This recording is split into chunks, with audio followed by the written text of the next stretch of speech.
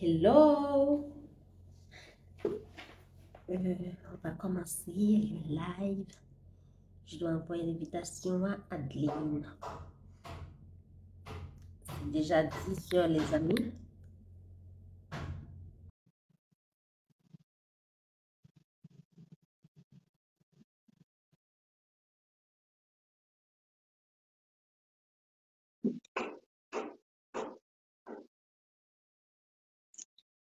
Salut, salut!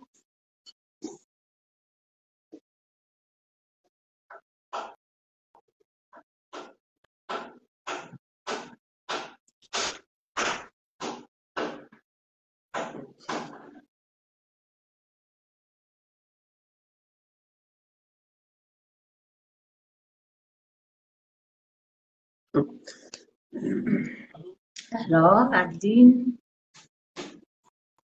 tu es là. J'espère que tu vas monter. On attend, on attend.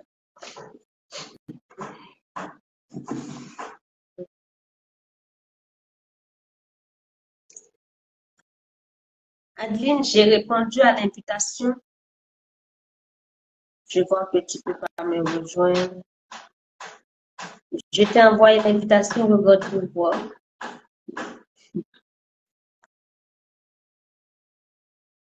Oh, c'est fait.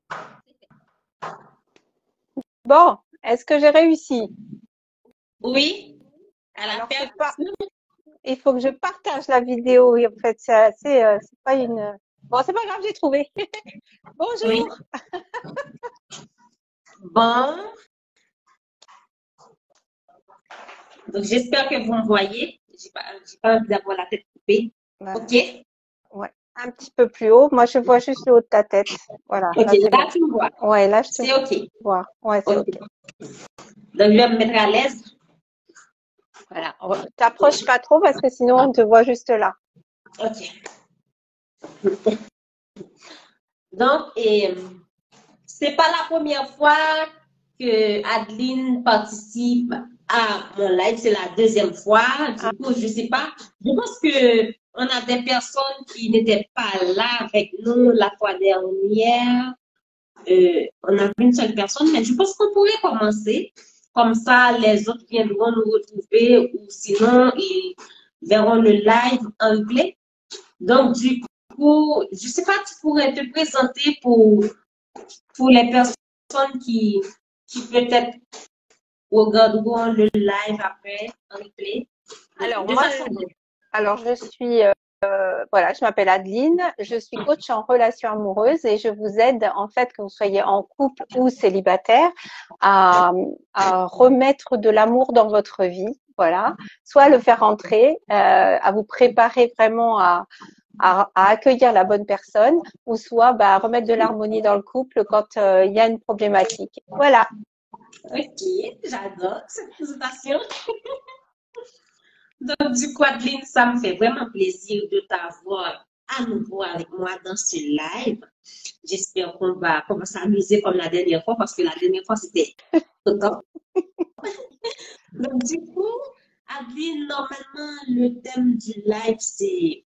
Non, c'est marrant, j'ai oublié le thème. La communication dans le couple, Oui, la les clés des- d'une communication efficace dans le couple. c'est ça. Donc, du coup, Adeline, ma première question pour toi, c'est comment tu définirais la communication dans le couple? Bien, pour moi, la définition de la communication dans le couple, je vais faire une image. C'est que pour moi, la communication par rapport au couple, c'est pareil que les battements du cœur dans le corps. C'est-à-dire qu'en fait, c'est juste vital.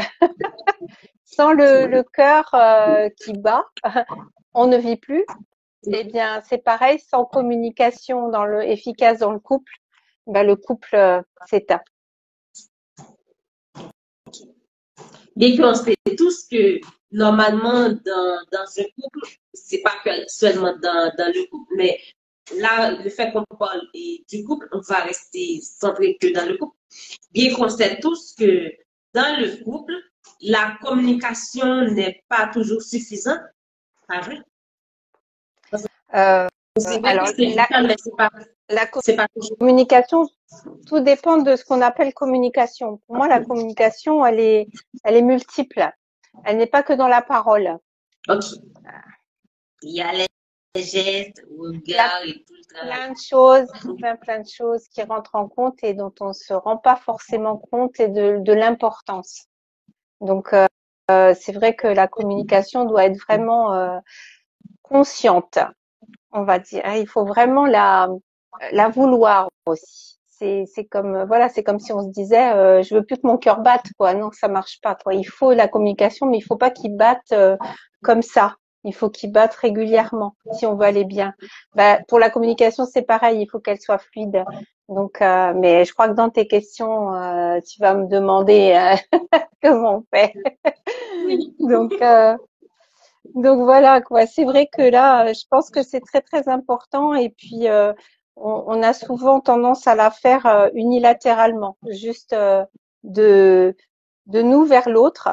Et une communication, ça se fait dans les deux sens.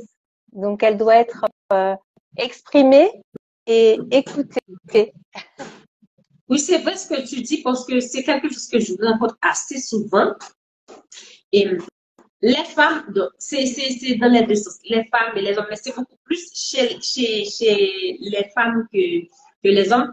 Donc, lorsqu'on est en relation, donc du coup, dans la tête de la femme, ok, le fait que je suis en relation avec Pierre, donc Pierre doit savoir tout ce qui me passe par la tête. Donc, si je vais pas bien, Pierre doit le savoir. Si j'ai envie de faire telle chose, Pierre doit le savoir. Si j'ai envie qu'il me fasse des cadeaux, il doit le savoir. Mais si je dis rien, il saura rien, il n'est pas un défi, donc il va pas deviner les choses. Donc, si je communique pas, il saura rien. Donc, c'est ça l'erreur chez nous et les femmes. Donc, bien que je rencontre des hommes aussi comme ça, mais c'est pas beaucoup, mais c'est beaucoup plus chez la femme. Donc, c'est ça l'erreur qu'on fait. On pense que le fait qu'on est dans une relation, que c'est l'homme parfait, c'est l'homme de notre vie, donc il doit deviner tout ce qui se passe à l'intérieur de nous. Ce qui est vraiment faux. Je suis entièrement d'accord avec toi et je rencontre ça quasiment tout le temps. Moi, la première, hein, j'ai cru ça longtemps, mais c'est un petit peu le problème de Oui, l'éducation. Hein. moi aussi. On a été éduqués comme ça. Hein. La Mhm. femme n'a pas besoin d'exprimer, l'homme doit tout savoir. En fait, on croit qu'on épouse des médiums, des devins, des gens qui lisent dans les pensées, qui sont télépathes, mais c'est pas le cas. Et puis, nous, on a été élevés entre guillemets en petites filles qui vont devenir une femme.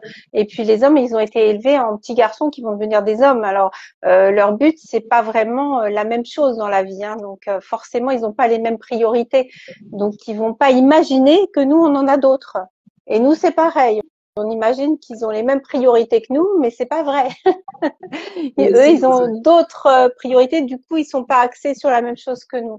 D'où l'importance d'exprimer clairement au départ et puis après autrement, mais d'exprimer clairement ce que l'on veut et ce qui est important pour nous. Et les hommes le font mieux que nous, comme tu disais. Ils sont beaucoup plus doués pour exprimer. Mais l'erreur de la femme, alors la pauvre, elle en prend plein la tête, la femme aujourd'hui. Hein. L'erreur de la femme, c'est que elle n'écoute pas. Elle l'entend, mais ça passe là et ça ressort là parce que ce que l'homme dit n'est pas toujours pris en compte non plus. On ne sait pas écouter en fait. Oh, moi, j'ai tendance à dire que c'est les hommes, c'est pas que je suis contre, mais je pense que, et au contraire, c'est les hommes qui sont comme ça, parce que nous, le fait qu'on est multitâche, donc, ça peut arriver que, ok, je cuisine, au moment que je cuisine, je parle avec mon conjoint, donc je vais des tas de choses, mais par contre, mon conjoint, si par exemple, il est en train de taper quelque chose sur l'ordinateur, et que moi, je suis en cuisine, je parle, donc, tout de suite, automatiquement, dans son cerveau, il va s'arrêter pour me parler. Donc, il va arrêter de taper ce qu'il a tapé pour me parler. Parce que dans sa tête, il peut pas faire deux ou trois choses à la fois. Donc, qui est différent C'est ça. et pour nous, parce que nous, on est multitâche. Je peux et cuisiner. Pendant que je cuisine, je parle à mon mari. Et puis après, je surveille l'enfant qui est à côté de moi et dans sa trottinette et tout le tralala. Mais qui est différent. Je pense, je pense ce que je peux dire et pour appuyer ce que tu dis, quand on est en colère, là, quand on est en colère, c'est, donc, on n'entend pas. Donc là, je me défoule, c'est à toi de m'écouter. Donc, on n'écoute pas et on n'entend pas. Je pense que quand on est en colère, c'est comme ça. C'est ça, c'est ça, c'est ça. Mais tu vas vite dans t'es déjà parti loin là dans la conversation. Moi, j'ai pas osé aller si loin tout de suite.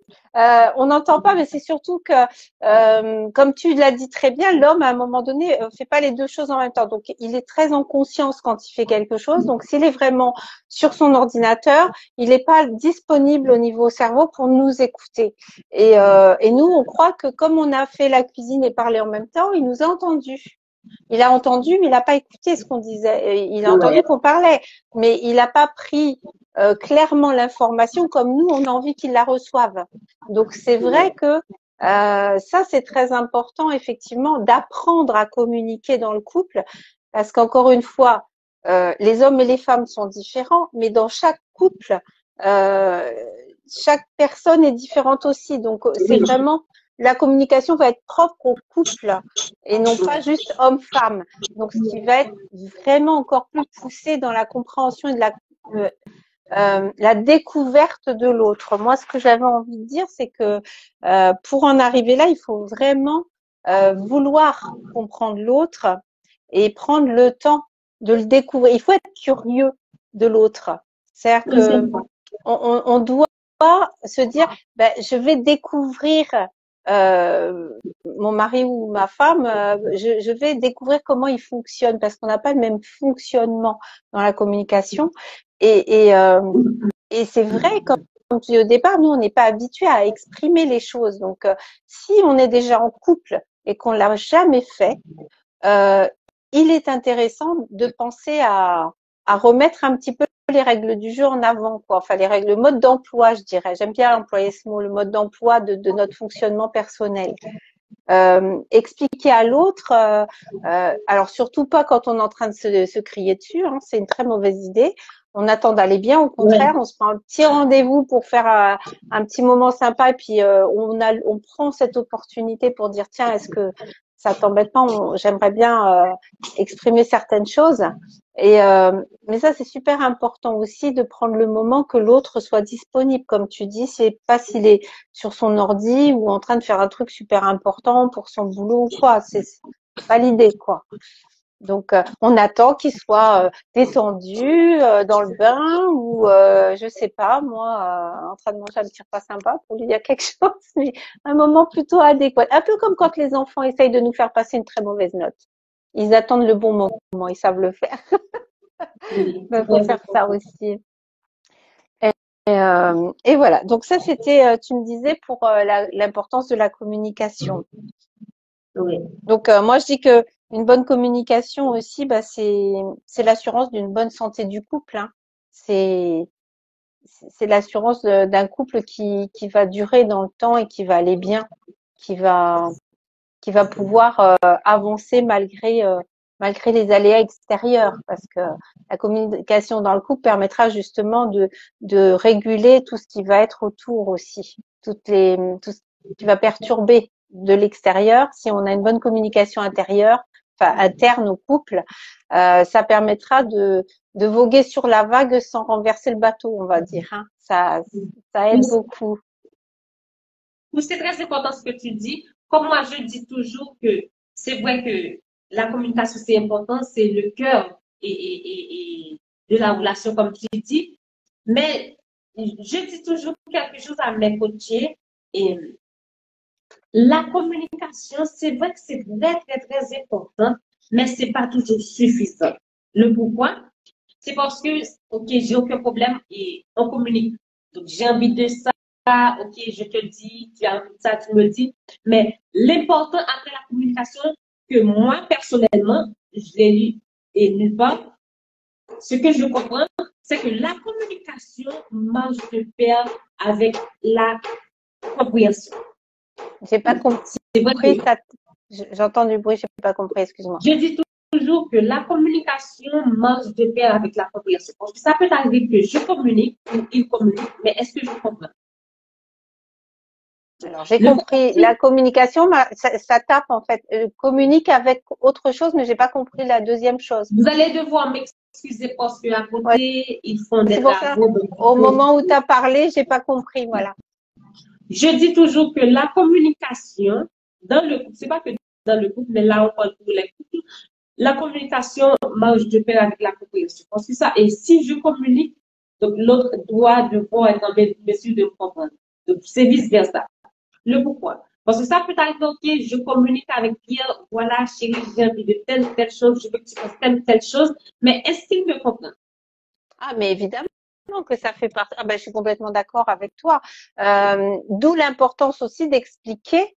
Quand on explique quelque chose, de s'assurer que l'autre a bien entendu le message et que le message n'a pas été déformé ou transformé à travers son style de vie, à travers ses croyances, à travers son éducation.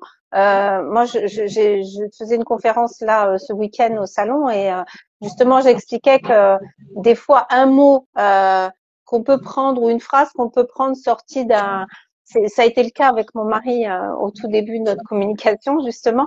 Il avait sorti une phrase d'un comique qui disait une phrase avec on va dire ce que moi j'ai pris pour une injure et c'était dans une phrase d'un sketch comique. Et je n'avais pas la référence moi de ce sketch, je ne connaissais pas.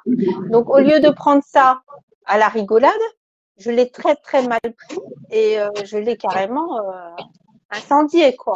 Et lui, il n'a pas compris ma réaction et moi j'ai pas compris pourquoi il me disait quelque chose qui me choquait énormément.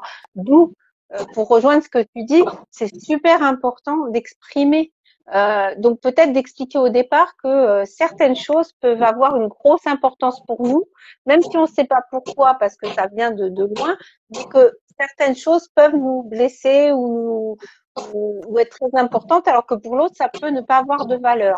L'important, c'est qu'il entende que pour nous, c'est important. Et vice-versa, que nous Oui, aussi, on entende ce que lui nous dit. oui, parce que si je communique, tu me comprends, donc tu vas faire les actions appropriées à ce que je te dis. Voilà. Mais Donc c'est c'est très ça. important. Moi, lors de mon premier mariage, j'ai eu beaucoup de problèmes de communication. En fait, la destination finale de ce qu'on voulait dire était la même, mais par contre, le cheminement pour l'expliquer était avec il y en a un qui parlait chinois et l'autre qui parlait Allemand. anglais. Voilà, on parlait vraiment, il y avait rien à faire. Pourtant, on était français tous les deux, hein, rien à faire, mais en fait, pour en arriver à la même chose, c'était tellement compliqué. C'est un peu, je donne l'explication avec tu sais, tu veux écouter de la musique, il y en a un qui met Chéri FM et puis l'autre qui met Nostalgie, quoi. C'est deux radios différentes avec deux fréquences différentes. Et tu vas écouter de la musique, mais tu vas pas réussir à écouter la même chose en même temps. Bah, c'était ça, en fait. Et ça, c'est un vrai problème de communication qu'on rencontre.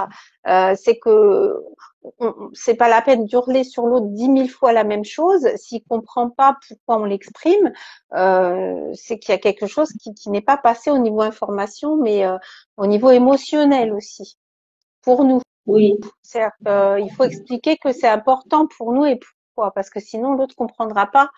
Je sais pas moi, un truc bête, on prend l'histoire des poubelles à descendre ou des chaussettes qui traînent et qu'on va dire oui mais tu ranges pas et tout et l'autre va répondre oui mais c'est pas grave je le ferai plus tard. Mais en fait le tu ranges pas et et on rentre dans des colères noires pour des trucs qui ont rien à voir, qui sont pas graves en soi. C'est pas grave, il y a pas quelqu'un qui est mort. Ça va plus loin en fait, ça nous touche peut-être dans l'idée qu'on n'est pas respecté parce que on fait le ménage et qu'on nous laisse traîner des trucs. Donc en fait c'est ça surtout, c'est expliquer que au-delà de la chaussette pas ramassée, on a l'impression que ce qu'on fait rien dans la maison c'est pareil. Donc ça peut oui. aussi être important d'expliquer le ressenti qu'on a. Oui, c'est très Et là important. et là c'est pour ça que dans la communication, moi, je dis toujours, il faut pas accuser l'autre. Tu ne ranges pas tes chaussettes. Mais il faut dire, je suis je me sens agressée ou pas respectée parce que je fais le rangement et je retrouve encore ça par terre comme si ce que je faisais n'avait pas d'importance à tes yeux, par exemple. Et auquel cas, ça me blesse ou ça me met en colère parce que j'ai l'impression que je suis pas respectée. Mais il faut pas dire tu fais pas, il faut dire je ressens ça. Et si je parle en mon nom, je ne blesse pas l'autre et je ne ferme pas la communication. Ok. Intéressant. C'est très J'ai intéressant. l'impression Comme ça, l'autre ne va pas se sentir agressé. Donc, voilà. il ne va pas se Et il sentir ferme pas la porte. obligé. Et il ferme pas la porte. Moi, j'ai eu des dames qui sont passées sur le salon où j'étais et elles m'ont dit oui, mais moi quand j'essaye de communiquer, parce que ce thème revient souvent, quand j'essaye de communiquer, elles me disent mais il me répond pas ou alors il s'en va, il ferme la porte, il claque la porte et ça m'énerve qu'il claque la porte. Je dis oui, mais peut-être qu'il claque la porte. Pourquoi? Parce qu'il veut pas se fâcher, parce qu'il a pas envie de répondre en montant le ton et parce qu'il risque de s'énerver encore plus. Et du coup, il faut attendre que ça retombe. Mais parce qu'il y a eu une accusation. Il n'y a pas eu je, il y a eu tu. Moi, personnellement, je peux comprendre. Ok, moi, personnellement, j'avais pas accepté et que tu claques la porte. Je te parle, tu claques la porte. J'avais pas accepté le pourquoi parce que je dirais que c'est un manque de respect. Me claquer la porte au visage pendant que je te parle, c'est comme me rapprocher au lit. C'est la même chose. Donc, tu as le téléphone, tu rapproches. C'est la même chose avec la porte. Donc, c'est pas poli, c'est pas gentil. Et puis, si on est en couple, donc tu me dois le respect, je te dois le respect. Je pense que c'est quelque chose et à mettre sur le tapis. Oui, Mais mais toutes ces pas à ce choses-là, moment-là. si par exemple j'ai quelque chose à dire à mon fiancé ou à mon mari, ok, je dois prendre sur moi, ok, je vais parler avec lui, mais pas dans le sens de de faire des reproches, mais de mettre les points sur les i calmement. Et Voilà.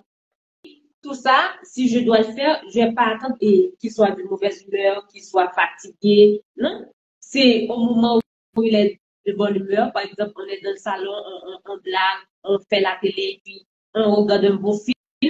Et là, c'est le moment idéal de parler, de dire, Voilà. voilà, chérie, et pendant qu'on est là, j'avais envie de te dire quelque chose. Donc, ça me trotte dans la tête. Voilà. Et tu as de façon très gentille. Donc, il y a une façon de faire. Donc, si je le dis avec brutalité, c'est vrai qu'il va mal le prendre. Mais si je le dis gentiment, avec une voix très douce, donc il va bien le prendre. Oui. Donc voilà, moi personnellement, et quand il me claque la porte au nez, et pour moi, je prends comme un manque de respect. Donc ça me froisse et ça me fait pas de bien. Donc, j'aime pas trop. Là, il va prendre sur lui. Je vais pas dire que c'est en claquant les doigts comme ça, ok, demain, il va pas, il va pas. Mais il va prendre sur lui. Il va plus et refaire. Donc, il va au moins te dire que, ok, chérie, est-ce que tu as fini de parler? Donc, s'il a rien à dire, ok, oui, j'ai fini. Il s'en va. Mais il va plus le refaire. Moi, personnellement, j'allais pas accepter. Et je pense que c'est ce qu'elle devrait faire. Ou peu importe les femmes qui sont dans cette même situation. Je Mais pense que c'est ce qu'elle devrait faire. Oui, tu as laissé quelque chose. c'est ce qu'il faut faire, c'est ce que je disais tout à l'heure. Faut faire comme les enfants pour annoncer la mauvaise note hein, ou le truc qui va pas. Ils attendent qu'on aille bien, qu'on soit détendu dans notre bain ou qu'on soit voilà bien en train de se promener tranquille pour nous dire au fait j'ai eu 0/20. Donc en fait il faut faire pareil. C'est exactement ce que tu dis.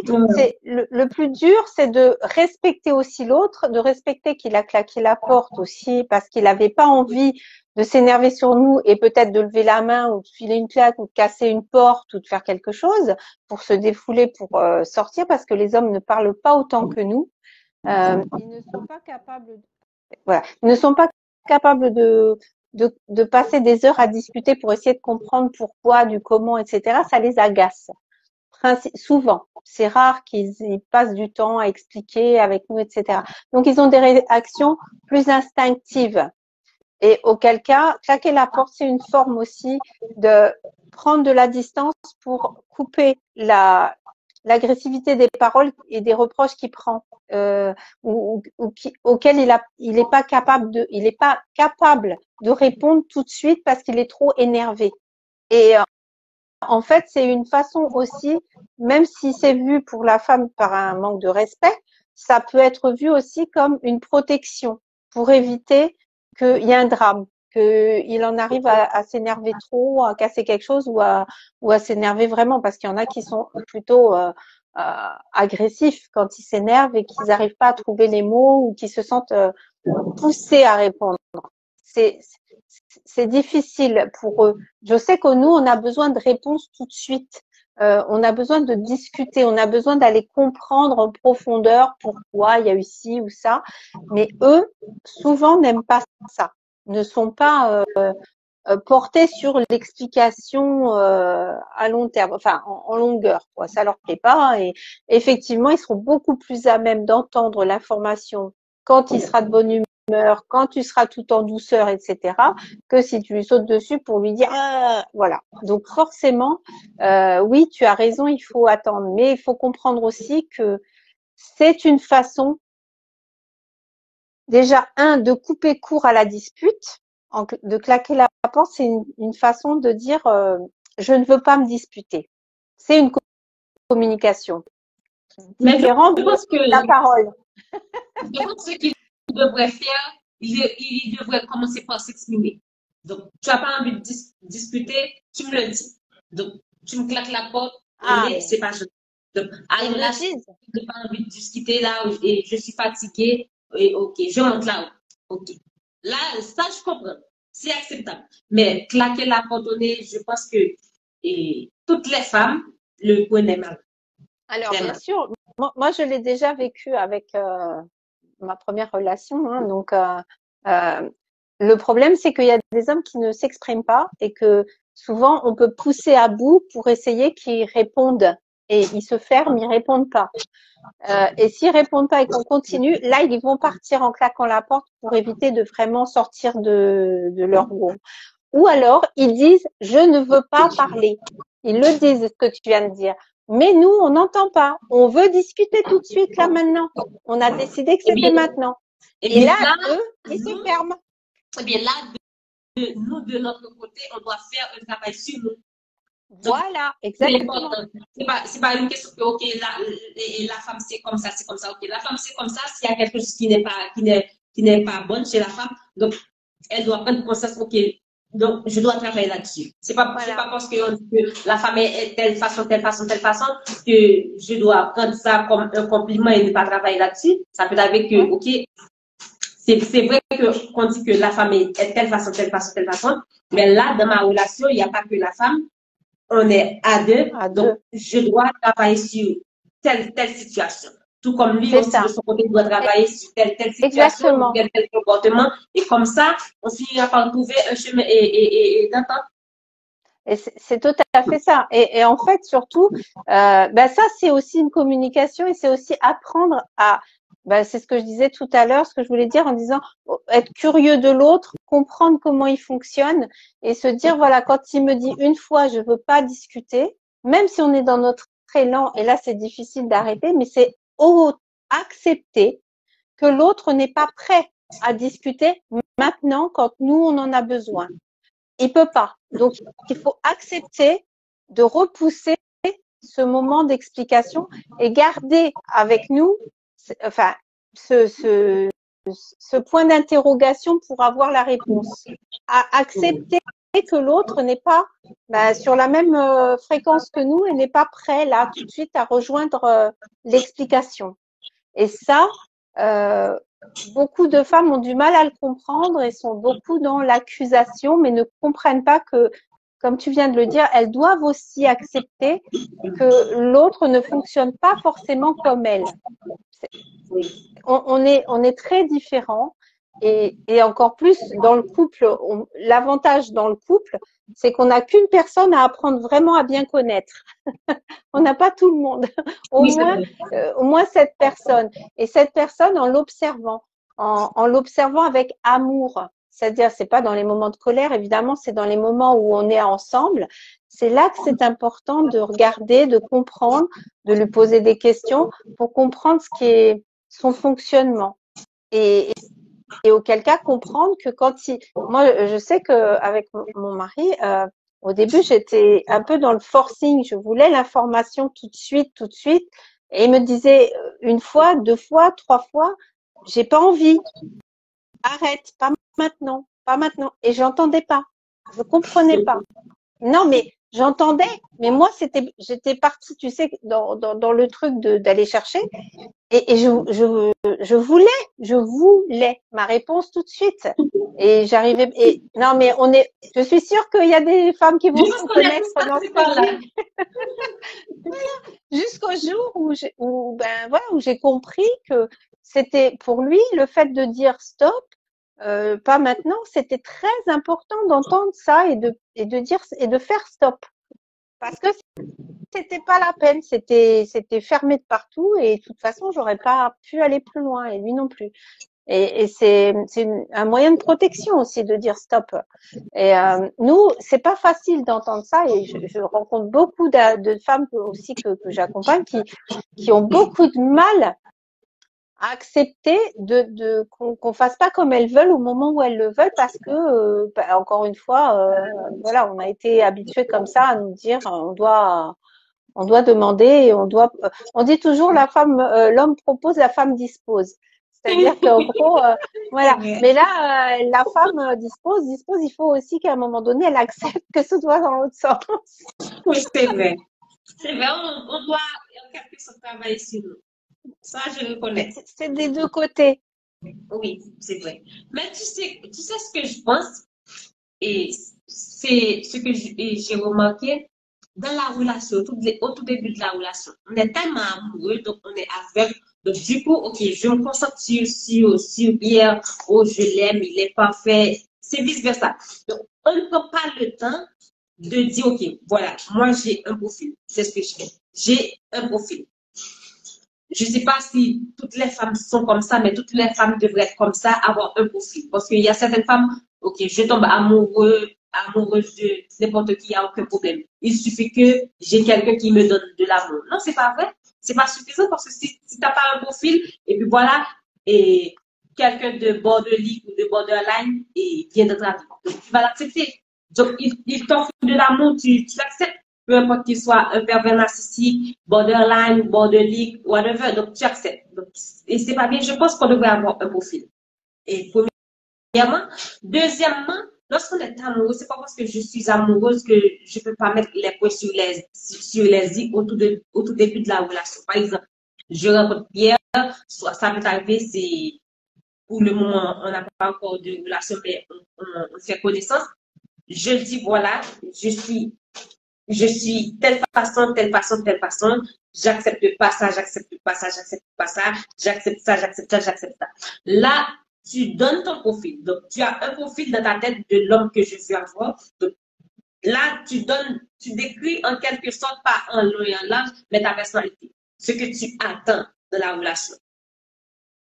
Donc, la personne, s'il est en mesure, je sais pas si il est, et cette personne-là est en mesure d'avancer avec toi dans la relation, ok?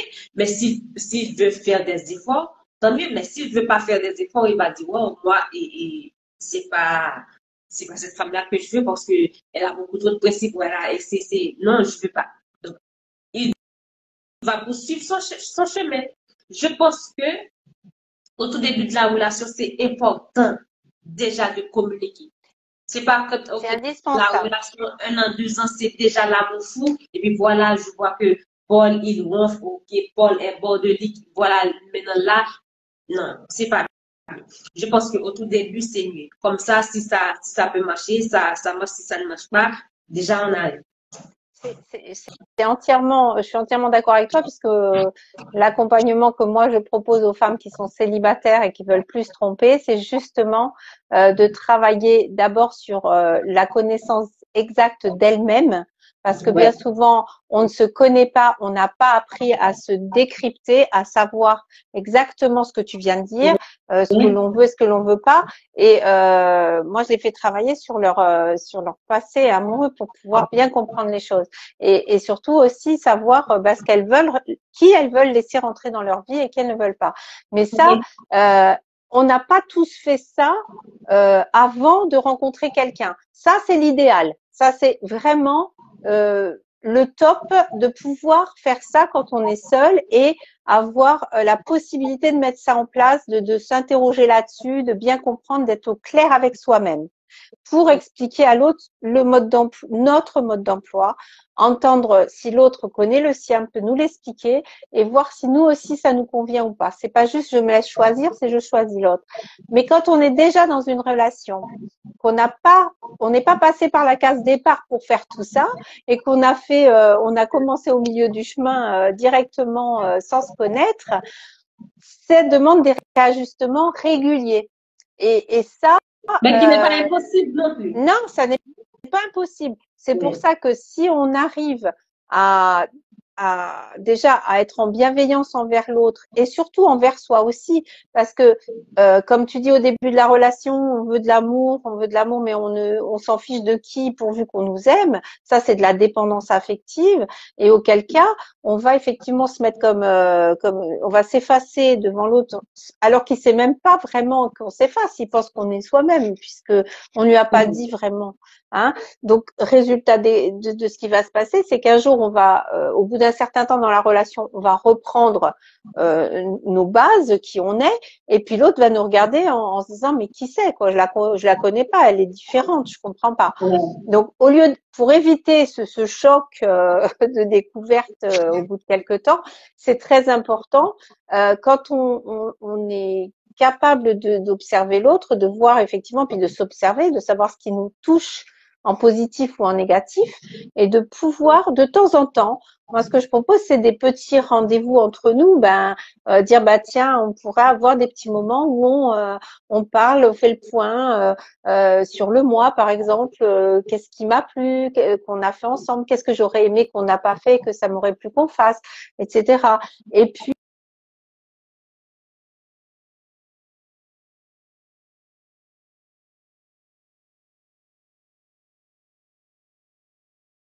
un peu parce que je te vois. Est-ce que tu es nouveau là? Voilà, ça avait coupé. Moi aussi, je te voyais pas trop bien. Tu me vois mieux là ou pas? Oui, voilà. C'est mieux. En fait, c'est important aussi de dire voilà, tiens, moi j'aurais aimé qu'on ait un petit peu plus de moments tous les deux plutôt que d'être avec tous les copains, ou j'aurais aimé que on passe du temps pour faire ça, ou qu'on s'occupe je sais pas, peu importe. Et c'est important dans tous les domaines de la relation. Alors que ce soit pour j'aime manger du couscous et pas de la paella, ou dans l'intimité aussi, c'est très important de communiquer. Et ça, souvent, on oublie. C'est très, très important. Communiquer sur notre intimité. On peut même, il faut mettre de l'humour un peu dans la vie de couple, que ce soit pas trop sérieux. La communication avec des rigidités impressionnantes, ça marche pas. À un moment donné, on se sent emprisonné dans le couple. Et le but, il est pas là. Le but, il est de se sentir libre d'échanger, de parler sur tous les sujets que l'on souhaite, de mettre les choses au point sans se sentir interdit d'exprimer quelque chose de peur que ce soit mal pris ou mal compris, etc. Donc, de temps en temps, faire des petits rendez-vous de communication. Ça peut être de la communication parlée au départ, mais ça peut aussi être exprimé que nous, on aime bien un petit bisou dans le cou, qu'on nous fasse plus de câlins. Ça aussi, c'est de la communication non verbale, hein, où on a besoin de toucher, on a besoin d'un petit cadeau, ou tout simplement qu'on nous cuisine quelque chose pour nous faire plaisir, ou peu importe. Mais c'est de la communication, le fait de se regarder, d'avoir un regard complice quand on est en groupe et se comprendre sans se parler, parce qu'il y a la communication visuelle aussi. Il y a plein de choses qui font que dans la communication, on peut agrandir la complicité.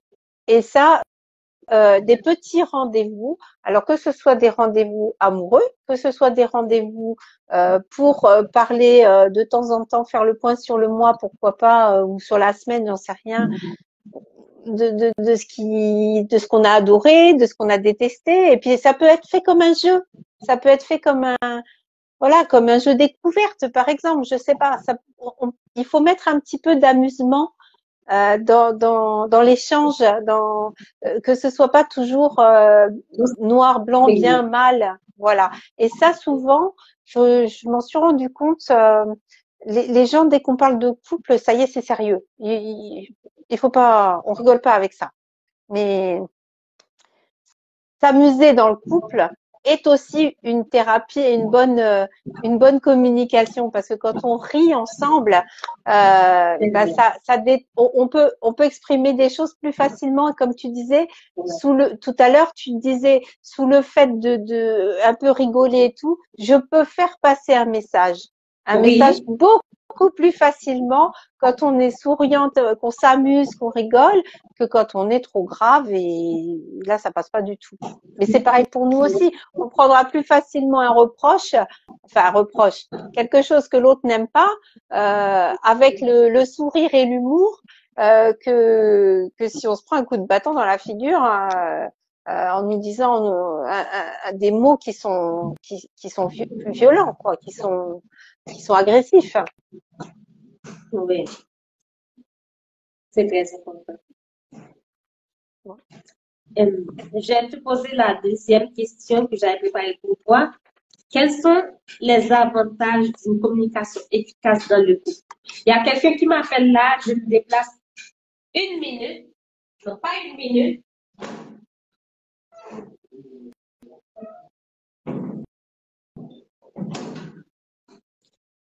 Donc, vous m'excusez, ok, je suis déjà de retour. Donc, la deuxième question que j'avais pour toi, Adeline, c'est quels sont les avantages d'une communication efficace dans le couple? C'est l'assurance de la bonne santé du couple, de la sérénité du couple, et l'assurance de pouvoir le faire perdurer dans le temps aussi, puisque plus on communique bien et plus on est heureux d'être ensemble. C'est vrai. Enfin, moi c'est mon cas, hein, j'avoue que c'est important, quoi. J'adore que tu parles et comme ça, et tu prends des exemples et dans ton couple, c'est très intéressant parce que les personnes qui nous regardent ou qui regardent le live en live vont dire, ok, c'est bien parce que elle dit pas des choses en l'air, donc elle dit des choses qu'elle vit dans son couple, donc c'est crédible. J'adore ça. C'est vrai que là, j'ai passé 20 ans avec le père de mes enfants. Je suis mariée depuis 10 ans avec mon mari, avec qui on a appris à se connaître, à se découvrir sur plein de choses, parce qu'on est très très opposés. Et c'est vrai que c'est très enrichissant d'apprendre de l'autre. On grandit dans le couple quand la communication est bonne. On grandit mutuellement, chacun de notre côté aussi, mais ensemble. Mais pas forcément de la même manière. Mais on évolue personnellement au sein du couple. Quand il y a un moyen de parler, de se communiquer, même sans parole aussi, hein. À l'époque des films muets, on comprenait très bien ce qu'il voulait dire, même s'il parlait pas, hein. Donc, c'est voilà, apprendre à décrypter l'autre, à comprendre son fonctionnement, c'est un peu la chasse au trésor du couple, et ça permet de trouver le trésor au bout du compte, hein. Et le trésor, c'est une super vie de couple où on va pouvoir partager plein de trucs sans dans la fluidité, dans la bienveillance aussi, et dans dans le respect aussi de l'autre.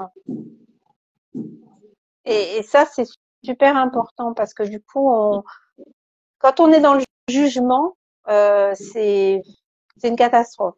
Ça marche pas. Et puis, un truc surtout, c'est quand on veut améliorer quelque chose, que l'autre améliore quelque chose envers nous, et c'est important de commencer à lui offrir ce qu'on attend qu'il nous donne. C'est-à-dire que si on a envie d'un petit peu plus d'écoute, d'attention, d'entendre ce que l'autre nous dit, commençons par faire pareil dans l'autre sens. C'est ce que j'allais dire parce que j'avais visualisé une scène dans ma tête. Si par exemple, ok, je suis réveillée cette matin, je suis crispée ou peu quand je suis pas crispée, mais j'ai envie coucou Nina, j'ai envie qu'il me fasse un câlin ou qu'il me prenne dans ses bras. Donc, si je dis rien, il va pas savoir comme je dirais, il saura rien. Du coup, je le prends dans mes bras. Voilà. Là, il verra, ah, ok, elle a envie que je la donne un câlin. C'est ça. Du coup, il va te prendre dans ses bras. Donc, comme tu fais l'action, donc lui, il va répondre. Tu vois ce que je veux dire? Eh ben, c'est aussi de la communication et c'est non verbal, c'est tactile. Bonjour à tous ceux qui nous regardent parce que je vois des petits mots qui passent, mais je sais pas répondre par écrit. Alors, bonjour à tous.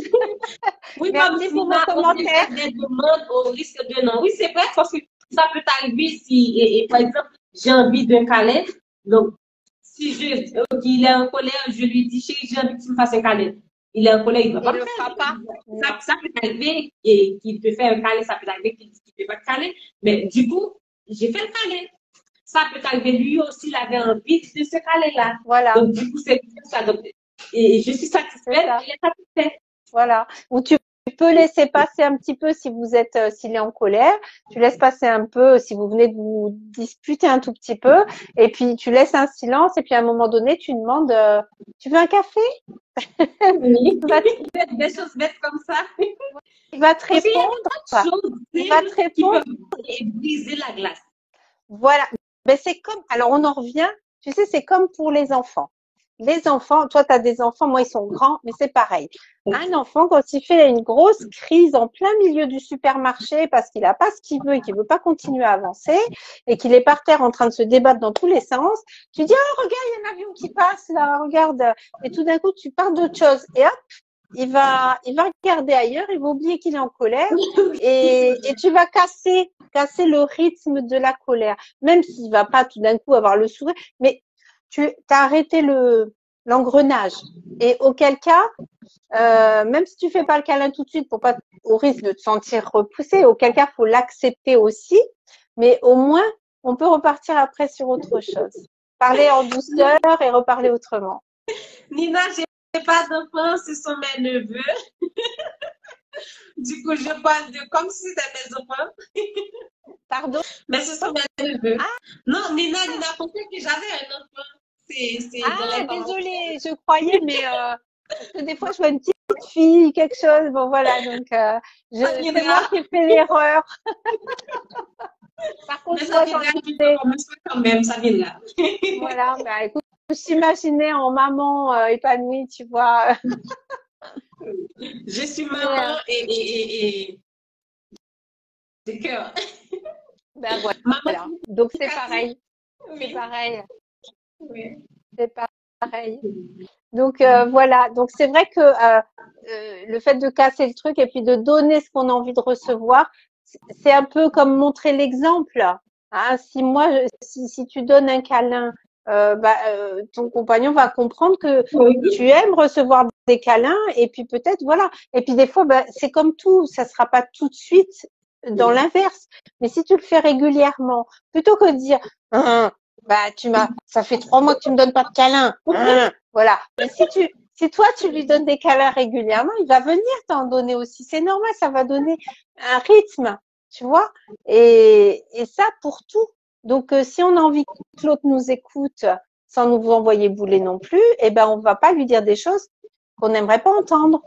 C'est pour ça que nous, on va pas lui dire tu n'as pas fait ci ou tu m'as gna gna. On va dire j'ai été triste de vivre ça ou ça m'a fait mal. Et l'autre va pouvoir entendre et pouvoir changer la donne sans se sentir agressé. Parce que nous, on n'aimerait pas qu'on nous dise tu n'as pas fait gna gna. C'est pas bien ce que tu fais. J'aime pas. T'es méchant. Ou du moins ce qu'ils peuvent faire, ok, on va faire quelque chose dans le couple. Donc, il faut mettre des touches et uniques dans le couple. Par exemple, on décide d'avoir une routine matinale.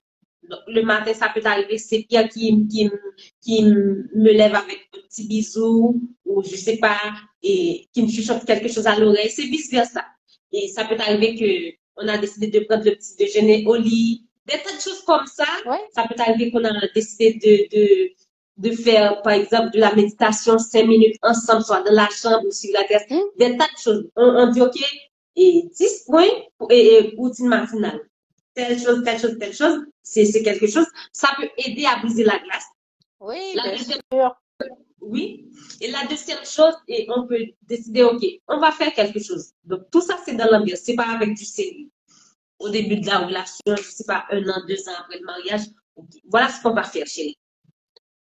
On va faire une liste. Donc, toutes les choses que j'aime pas. Donc, quand tu as fait cette règle-là, tu vas faire telle chose. Par exemple, je sais que il est bon de lit. Il a fini d'utiliser la serviette. Okay. Il laisse la serviette sur le lit. Ok, j'aime pas. Okay, voilà. Donc, si tu laisses la serviette sur le lit, tu me dois 5 € ou 10 €. Ok. Tu laisses la serviette sur le lit, demain tu me prépares le petit déj. Donc, comme ça, des choses pour l'aider à s'orienter.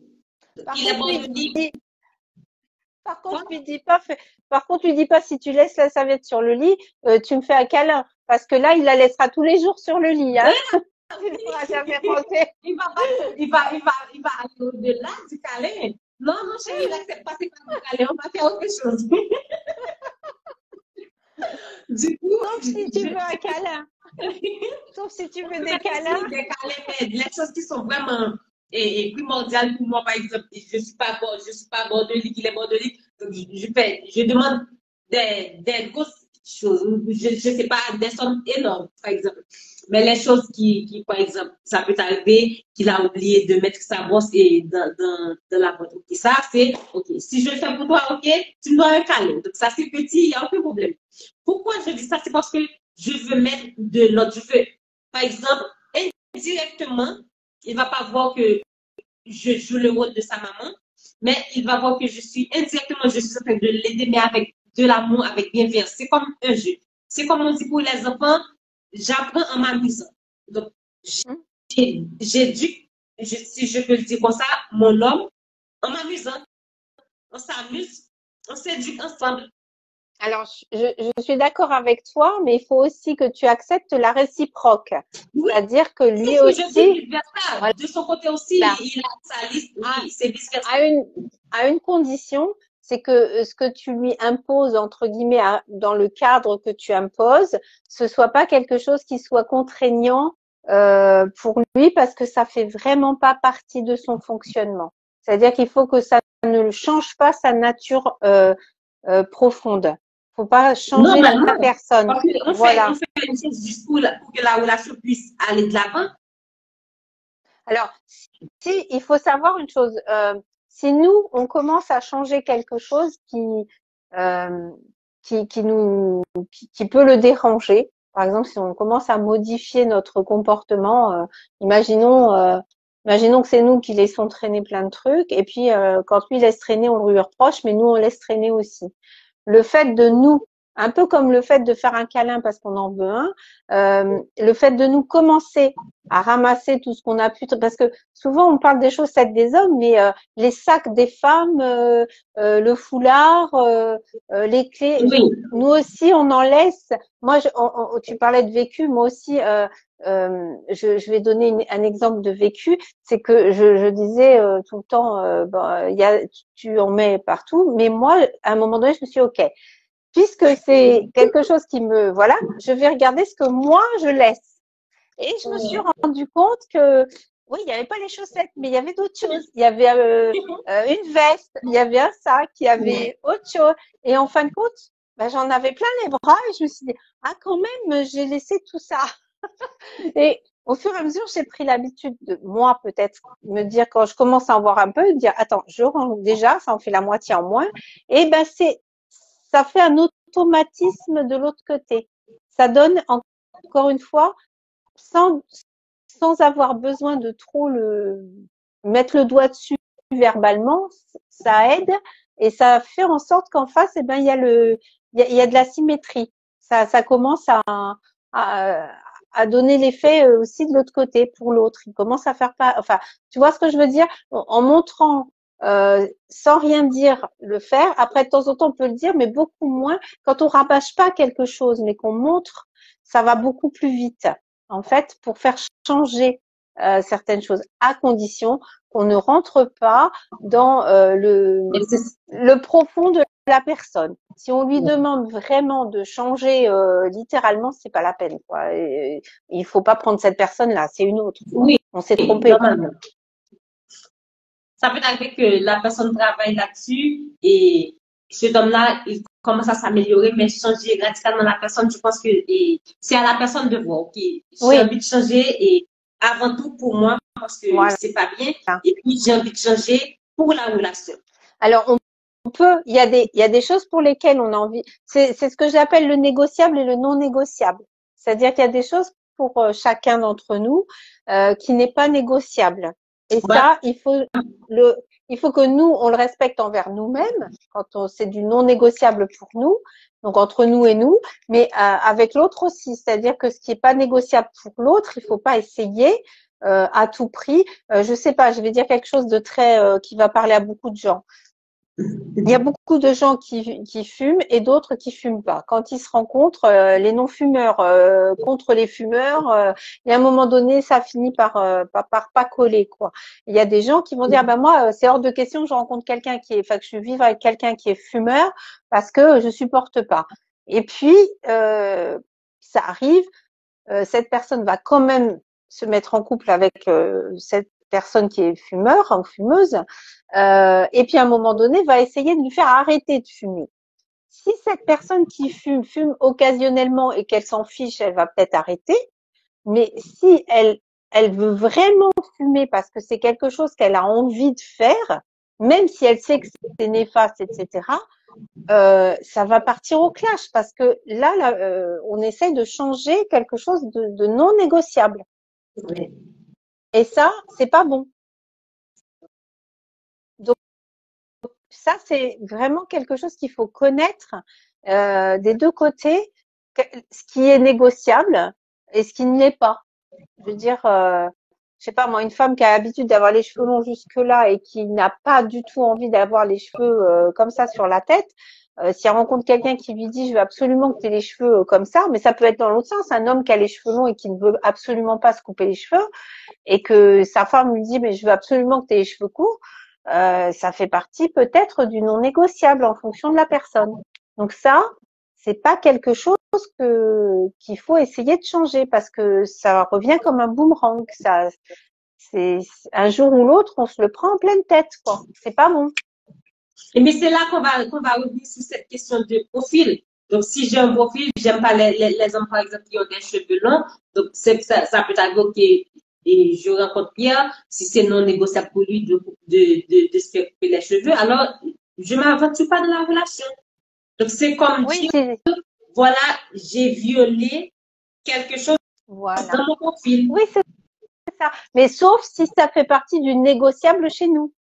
Oui, sauf ça. Mais effectivement, si c'est pas négociable parce qu'on veut quelqu'un qui ressemble à un commercial, costume cravate, cheveux courts, etc., et pas cheveux longs, style surfeur, etc., bah effectivement, c'est pas la peine d'insister. Ouais. Ça aussi, ça fait partie du respect mutuel. Ou ça peut arriver parce que ça peut arriver que la personne n'a aucun problème avec l'extérieur. Par exemple, ça peut arriver si je rencontre un homme, il a les cheveux courts, ça peut faire l'affaire. Si il a aussi les cheveux longs, ça peut faire l'affaire parce que pour les cheveux, il n'y a aucun problème. Voilà, ça c'est négociable. Voilà, Ouais. c'est négociable, tu t'en fiches, quoi. Ouais. C'est pas quelque chose qui est très important et qui est vital pour ton équilibre dans le couple. Voilà. Et ça, c'est important. C'est d'où, comme tu disais, l'importance de bien se connaître. Mais quand on est déjà dans la relation, qu'on y est rentré, parce qu'on avait vraiment envie d'être avec cette personne, mais qu'on n'a pas été creusé plus loin, ni pour nous, ni pour l'autre, là, on a besoin de faire des réajustements et des fois, les réajustements peuvent amener jusqu'à se rendre compte qu'on n'a pas envie de continuer non plus. Hein. Ça peut arriver. Hein. Ouais. Et ce, même tardivement. Hein. Après, ça, c'est douloureux, mais voilà. Mais en même temps, voilà.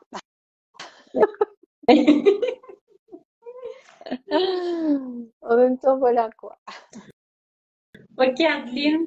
Et est-ce que tu pourrais nous donner quelques clés pour une bonne communication efficace? Alors, une bonne communication est efficace. Qu'est-ce que je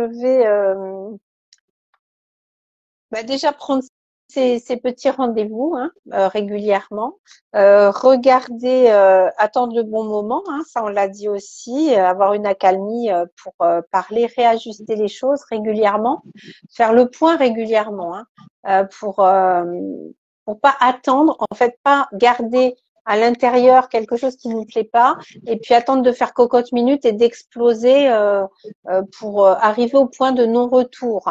Où là on a tellement attendu, on est tellement énervé que c'est même plus la peine, on n'arrivera plus, et puis on en arrive à se dire qu'on va se séparer parce que c'est trop compliqué et qu'on n'a pas envie de discuter, quoi. Donc C'est ça, vrai ce que tu dis, c'est vrai ce que tu dis, parce que c'est ce que je conseille toujours aux femmes, et qu'il faut essayer de mettre dans le couple, par exemple, chaque week-end, on dit, chaque samedi ou chaque dimanche, on fait un bilan de la semaine. Comment tu as passé comment a été la semaine et journée de travail, tu as eu quoi comme inconvénient, comme contrariété, et dans le couple, qu'est-ce que tu as pas aimé, qu'est-ce que tu as aimé, qu'est-ce que tu aurais aimé. Donc, je pense que c'est très important de faire un bilan chaque semaine. Donc, c'est ce que je conseille. Ça peut arriver, il y a certains couples qui le font chaque mois, mais il y en a, c'est chaque semaine, ils font un bilan. Tout comme quand il y a des enfants, ok, on fait un bilan, parce que c'est ce que je fais parfois avec mes neveux. Ok, durant la semaine, qu'est-ce que tu as aimé, qu'est-ce que tu n'as pas aimé, qu'est-ce qu'on avait fait et qui t'a blessé au cœur. Donc, tu laisses le champ libre à l'enfant, ou je sais pas, à ta femme ou ton homme, de tout déballer.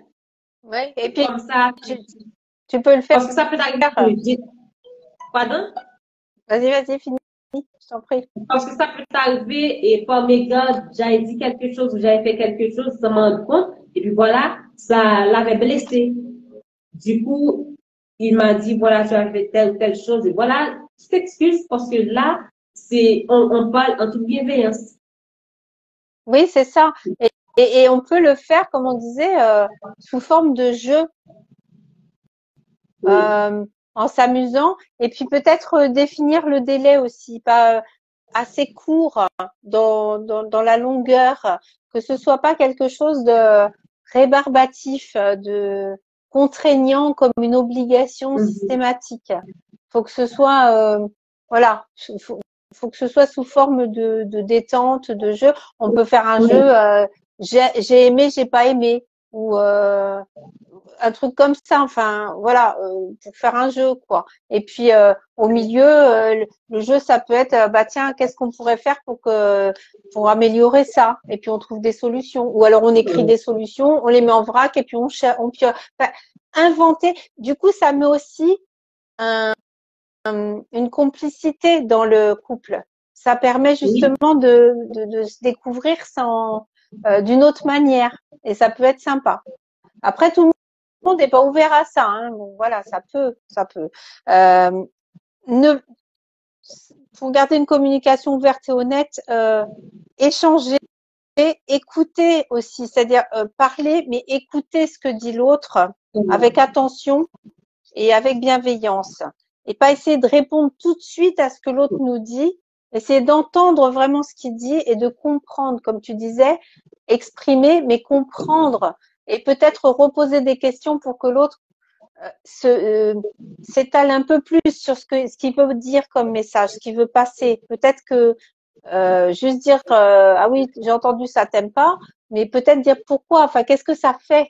Qu'est-ce que ça te fait si quand on vit ça, ou quand tu vis ça, qu'est-ce que ça te fait à l'intérieur, quoi? Est-ce que ça te fait bouillir? Qu'est-ce que ça te fait, quoi? Essayer de comprendre au-delà de juste ce mot j'aime pas, ou voilà. Donc vraiment écouter l'autre, et surtout écouter l'autre sans jugement. Donc ne pas essayer ne pas juger en fonction de soi en disant c'est pas bien, t'as tort, etc. Le but, c'est pas de convaincre l'autre qu'il a tort. Le but, c'est de l'entendre, Ou du moins, de comprendre. on peut faire, je sais pas si ça existe, ou du moins, on peut juger, mais c'est comme, par exemple, on dit que une colère saine. Ça peut arriver que la personne a eu une colère saine, tout comme le jugement. Ça peut arriver que je juge mais de façon saine, parce que si je corrige, je donne mon avis, c'est une sorte de jugement. Donc, je fais de façon saine. C'est juste pour t'aider à comprendre, pour t'éclairer un peu. Ben, Tu comprends? Je dirais qu'en fait, sans jugement, et puis quand on n'est pas, on n'arrive pas à être d'accord parce que l'autre ne nous convainc pas sur quelque chose où on ne le convainc pas, il y a quelque chose que j'aime beaucoup proposer, c'est dire que l'on est d'accord, que l'on n'est pas d'accord. On est d'accord, tous les deux ensemble, que sur le principe, on n'est pas d'accord là-dessus. Mais on n'est pas d'accord et on est d'accord avec ça. C'est-à-dire, c'est OK. Toi, tu as ton point de vue, moi, j'ai le mien. Et je respecte ton point de vue, tu respectes le mien. Je sais pas, moi, tu aimes aller passer tes week-ends à la campagne et moi, j'aime aller à la ville. J'en sais rien, n'importe quoi. Voilà, voir faire les boutiques, machin et tout. Bon, bref, c'est pas vrai, j'ai horreur de ça, mais bon, on s'en fiche, c'est dans l'absolu. Eh ben, on est d'accord qu'on n'est pas d'accord sur le mode de fonctionnement du week-end. On peut trouver du coup un compromis pour que chacun trouve son compte, c'est-à-dire soit je sais pas, je dis n'importe quoi, une fois par mois, il y en a un qui veut aller à la montagne tout seul, il y va. Et puis pendant ce temps-là, on va faire nos emplettes machin. Et puis une fois, on va à la montagne. Une fois, nous accompagne. On trouve des compromis pour ne pas imposer à l'autre forcément quelque chose que nous on veut absolument. Mais il faut que l'autre accepte que nous on a envie d'autre chose et nous on accepte que lui aussi. Donc c'est arrivé.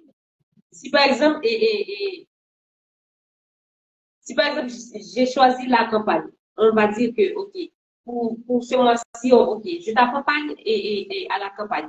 Le mois prochain, tu m'accompagnes à la en ville. Donc, je pense que comme ça pourra faire l'affaire aussi. Voilà, il faut se mettre d'accord là-dessus. C'est-à-dire que au départ, on exprime justement des choses pour lesquelles on n'est pas d'accord, mais on essaye de trouver un compromis. Mais ça peut être, voilà, 2 fois par mois, chacun fait ce qu'il veut pendant le week-end, et puis deux week-ends par mois, on fait ensemble. Ou peu importe, on fait autre chose qu'on aime tous les deux, par exemple, sans que ce soit ou l'un ou l'autre. Enfin, chaque couple doit trouver son propre équilibre.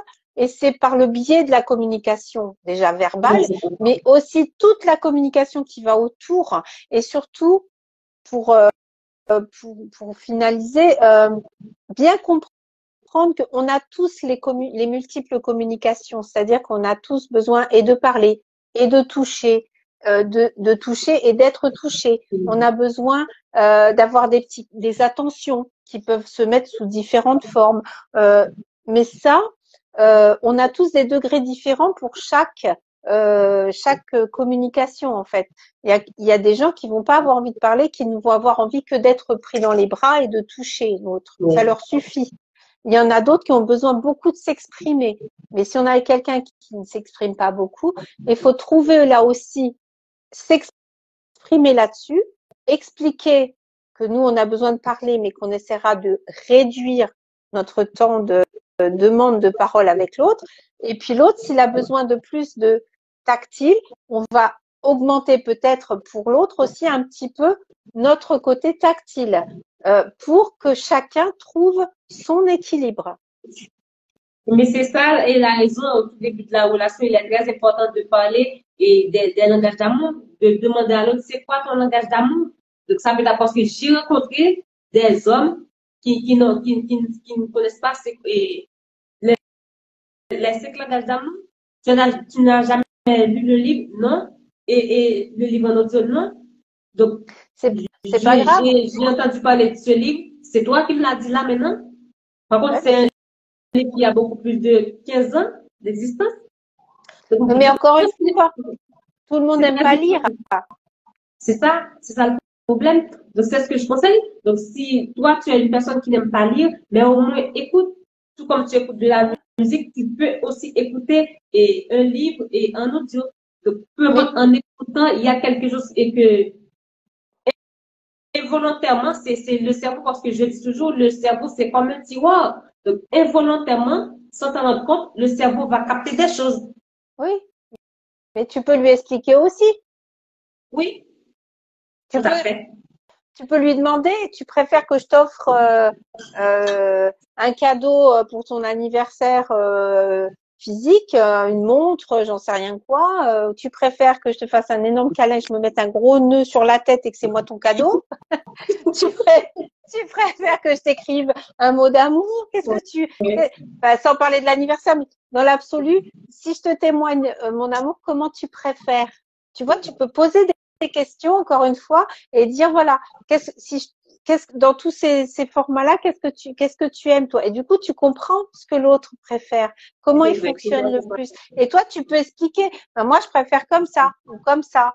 Tu vois, dans l'ordre, je mets 1, 2, 3. Encore une fois, ça peut être sous forme de jeu, d'expliquer aussi comme ça, sans avoir à écouter un livre ou en audio ou à le lire, ce qui peut être rébarbatif, mais le fait de poser des questions comme ça et d'expliquer à l'autre que voilà, il y a peut-être quelque chose qui est différent, parce que souvent c'est ça aussi, hein, au niveau de la communication, il y a un problème de rencontre entre, on va dire, un homme qui est tactile et une femme qui veut parler.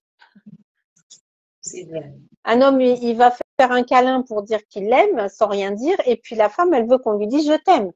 Bah, il y en a une c'est auditif et l'autre c'est tactile. C'est pas la même chose. Et ça peut être frustrant. Très frustrant. Mais ça ne veut pas dire pour autant que la personne qui est tactile, ça peut arriver, elle peut faire des efforts. Parce que si je suis capable d'ouvrir ma bouche pour dire bonjour, pour dire j'aime pas ça, tu devrais faire ça, je peux aussi travailler là-dessus pour te dire que bien je sûr, t'apprécie beaucoup, mais tu oui, es une très belle personne et tu es la meilleure chose qui me soit arrivée. Donc, voilà. je pense que ça peut arriver que Pierre son langage d'amour, c'est de toucher, l'autre, c'est les cadeaux, c'est les paroles On les a valorisantes. tous. Ça peut arriver que Pierre, c'est les paroles, le toucher et les cadeaux. Et moi, par exemple, je suis parole valorisante. J'ai envie qu'il me dise des belles phrases. C'est vrai que c'est pas son langage d'amour, mais ça veut pas dire que la personne peut essayer. Bien sûr. Et quand Oui. elle va le faire, Je sais pas souvent, mais quand même. mais quand elle va le faire, on dit que tout ce qui est rare est cher. Donc quand elle le fera, ce sera vraiment avec le cœur et du coup, ça aura d'autant plus d'importance. Oui, oui, c'est très important. Alors, quoi? Alors, est-ce que on a fait le tour de la question? Donc, c'est la dernière question pour finir. Quel conseil donnerais-tu pour maintenir une communication ouverte et honnête à long terme dans une relation amoureuse? Donc là, on parle que pour les personnes qui sont en couple, que pour les personnes qui sont mariées ou pas. Ben, c'est ce qu'on vient de dire, là, on vient de le rappeler, hein, je pense vraiment être en bienveillance avec l'autre, parler avec le cœur, regarder l'autre avec les yeux du cœur aussi et l'écouter avec les oreilles du cœur. Donc je pense que l'important c'est ça, c'est ponctuellement s'exprimer, ne pas garder pour soi tout ce que l'on ne veut pas, enfin tout ce qui ne nous plaît pas, mais aussi très important, tout ce qui nous plaît, il faut le dire aussi. Parce que souvent on est dans le je n'aime pas, je te le dis, mais quand quelque chose nous plaît, on a tendance à oublier des fois de l'exprimer à l'autre, surtout quand ça fait un certain temps qu'on est ensemble. On a tendance à ne pas voir ce qui va bien. Et c'est très important de le rappeler à l'autre et de lui montrer notre amour. Parce que, alors peu importe la façon dont on va le communiquer, mais c'est très important de penser à exprimer ça et ne pas rester dans une routine de il faut, je dois et de tiens là ça va pas, tu peux faire ça. Il faut que l'autre soit garder l'autre, j'allais dire en admiration pour nous, le regarder avec les yeux du premier jour, c'est-à-dire se souvenir de ce qui nous a plu quand on l'a rencontré, pourquoi on a eu envie d'être ensemble, qu'est-ce qui nous a plu chez l'autre et se reconnecter à ça régulièrement. C'est-à-dire que et le redire. C'est important que l'autre l'entende aussi et qu'il sache que ou qu'elle sache que c'est pour ça aussi qu'on l'a choisi et qu'on continue chaque jour de se choisir.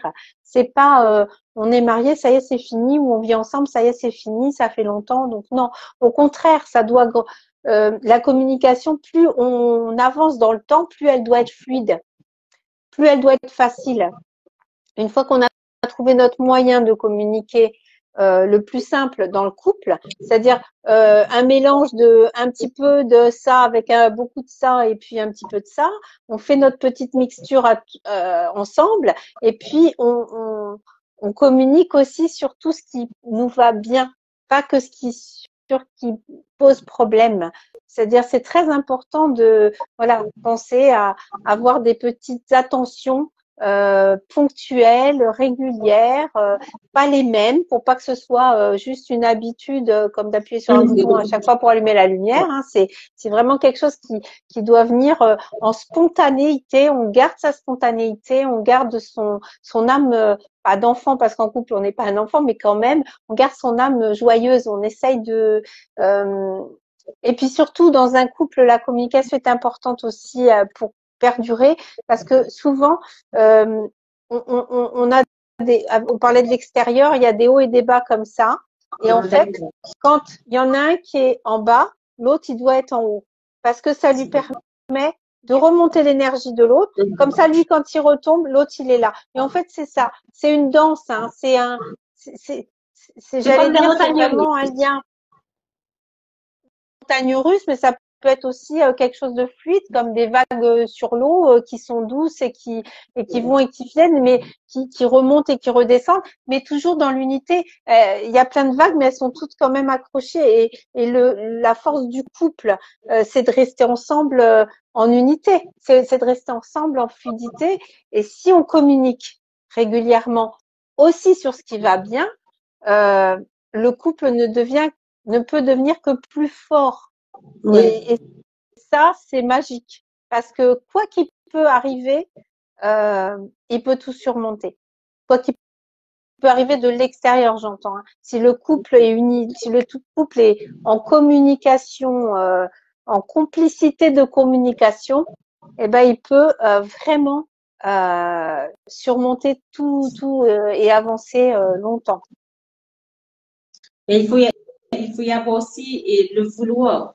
C'est très important. Ah, bah oui, de toute façon, oui, sinon, c'est pas la peine. La volonté mais d'ailleurs, de toute façon, on ne peut pas communiquer en bienveillance, même quand il y a des choses qui vont pas dans le couple, si on ne le veut pas. C'est communiquer en conscience. Voilà. C'est-à-dire, plutôt que de communiquer aboyer sur l'autre, on va communiquer en prenant soin de l'autre. C'est-à-dire que je suis en colère, mais je prends soin de toi, je ne vais pas te crier dessus et t'envoyer tout ce que j'ai à te dire comme ça, je vais prendre le temps, de prendre le recul, de me poser et de te le dire quand toi, tu vas être prêt à l'entendre. Et ça, c'est de l'amour, tout simplement. Ouais, c'est vrai. Donc voilà. Donc, je suis satisfaite. Très, très, très satisfaite. Je pense que les personnes qui vont regarder le live en replay vont apprendre pas mal de choses. Et sinon, je ne sais pas si tu as un mot de la fin, parce que c'est déjà la fin du live.